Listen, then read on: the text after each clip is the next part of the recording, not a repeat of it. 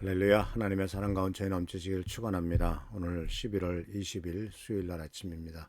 하나님의 놀라운 도우심과 돌보심으로 매일매일 승리하는 삶이 되기를 바랍니다. 오늘은 시편 23편 4절 말씀 속에서 가운데 나오는 중요한 단어를 같이 생각해 보면서 바로 우리들의 삶 속에서 다가오는 많은 역경을 어떻게 이길 수 있는가 하는 것을 또 다시 생각해 보려고 합니다. 23편 4절 다시 한번 읽습니다. 내가 비록 사망의 죽음 그늘 골짜기로 다닐지라도 죽음의 그늘 골짜기로 다닐지라도 주님께서 나와 함께 계시고 주님의 막대기와 지팡이로 나를 보살펴 주시니 내게는 두려움이 없습니다. 월요일날은 죽음의 그늘 골짜기, 인간에게 누구나 이런 아픔과 쓰라림이 다가오게 된다라는 말씀을 드렸고, 어제는 두려움이 없는 삶에 대해서 하나님을 바라보지 않고 환경을 바라보면 두려움이 생기지만 오직 주님만을 바라보면 두려움이 없어진다라고 하는 말씀을 드렸습니다. 오늘은 하나님께서 우리들을 보살펴 주시고 축복하시는 귀중한 방법, 또 하나님이 우리를 보호하시고 인도하시는 방법에 대해서 시편 기자는 주님의 막대기와 지팡이라는 말을 썼습니다. 두 가지죠. 막대기라고 하는 것과 지팡이입니다. 막대기는 이렇게 짧은 겁니다. 그리고 지팡이는 굉장히 긴 거죠. 그래서 이 막대기는 대개 어떻게 되어 있냐면 끝이 뭉툭하게 생겨 있어가지고 이것은 여러 가지 용도에 쓰입니다. 예를 들자면은 양의 털을 이렇게 고르면서 무슨 벌레가 없는가 하는 것을 파악할 때도 쓰고요. 그 다음에 양을 한 마리 한 마리 지나가면서 몇 마리 셀다 할 때도 작은 막대기를 들고 쓰고요. 근데 막대기의 끝은 이렇게 뭉뚱하게 그 나무 뿌리가 이렇게 강력한데 마치 뭐와 같으면은 저랑 똑같아요. 망치랑 비슷해요.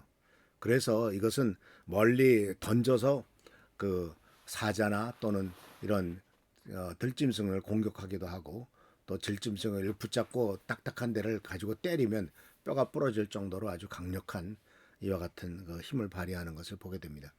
그래서 이 주님께서는 이 목자들은 대개 이 두 가지를 다 같이 갖고 다니는데 하나는 막대기고 하나는 지팡이고, 막대기는 그런 데 쓰고 있고 지팡이는 이제 목자가 길을 걸어갈 때 짚기도 하고, 그 다음에 이 양이 우물에 깊은 데 빠지거나 또는 높은 데 올라가거나 양이 문제가 생길 때 어깨에 걸어가지고 이렇게 올리기도 하는, 일으키기도 하는데 쓰는 겁니다.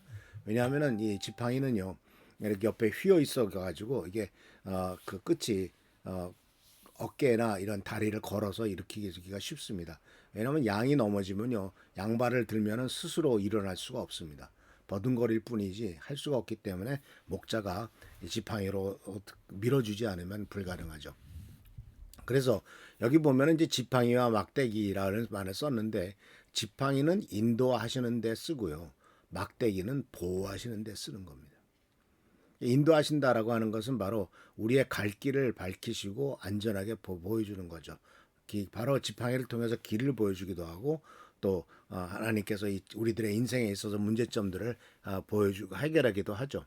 그래서 삶의 방향을 하나님 앞에 맡기는 신뢰가 필요하다라고 하는 것을 우리는 이 지팡이라고 하는 것을 통해서 보게 되고요.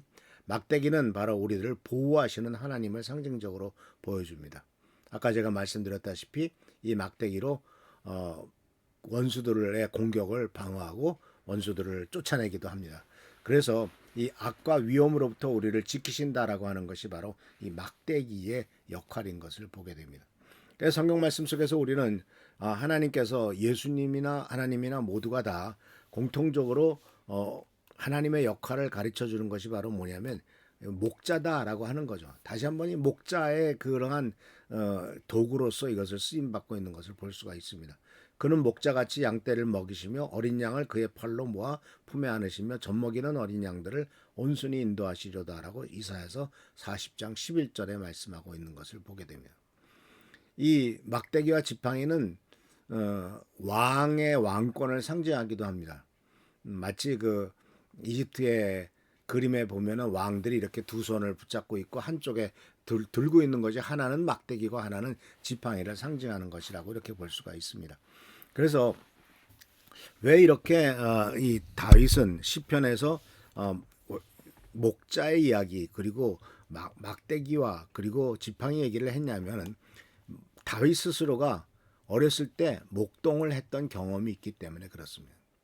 어렸을 때 양떼를 돌보았던 경험이 있고 우리가 알다시피 다윗은 이 블레셋과의 싸움이 일어났을 때 골리앗에 대해서 싸우러 나갈 때 하나님 앞에 기도할 뿐만 아니라 스스로 말했잖아요.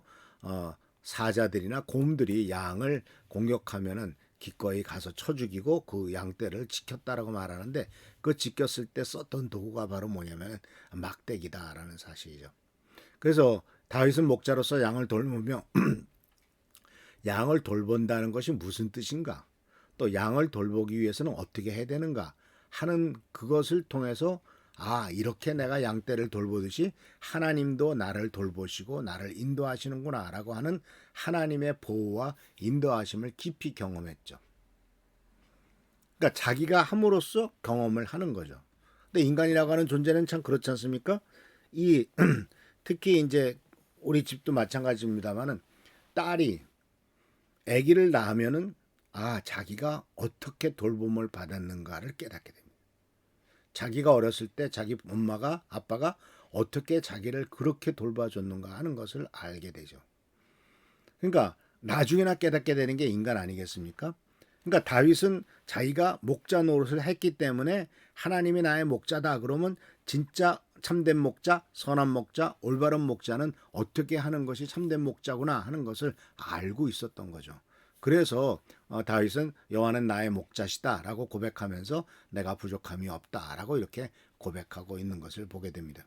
그래서 이런 그 하나님의 돌보심과 도우심은 항상 이스라엘 민족의 광야 생활을 할 때도 그렇고 바로 예수님께서도 자기 자신을 선한 목자로서 소개하고 계신 것을 보게 됩니다.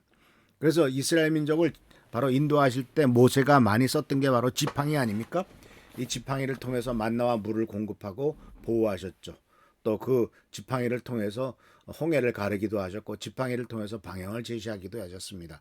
이런 것들을 통해서 우리가 배울 수 있는 것은 바로 하나님께서 막대기와 지팡이로 우리를 안위하시고 지키시고 보살피시는 이런 모습들을 우리들은 말씀을 통해서 볼 수가 있고 배울 수가 있죠.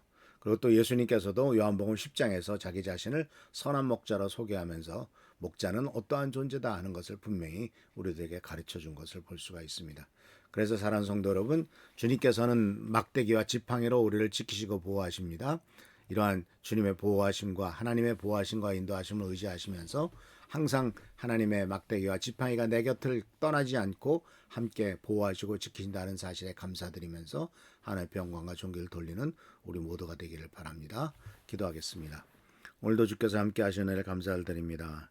막대기와 지팡이가 나를 안위하신다고 고백했던 바로 이 다윗의 고백처럼 시편 기자의 고백처럼 우리들도 하나님의 지팡이와 하나님의 막대기로서 보호하심을 받고 있음을 항상 고백하며 하나님 앞에 감사드리는 삶이 되도록 주여 인도하여 주시옵소서. 오늘도 함께 하시고 지켜보 살펴 주시길 바라옵고 예수 그리스도의 이름으로 감사하며 간절히 기도하옵나이다.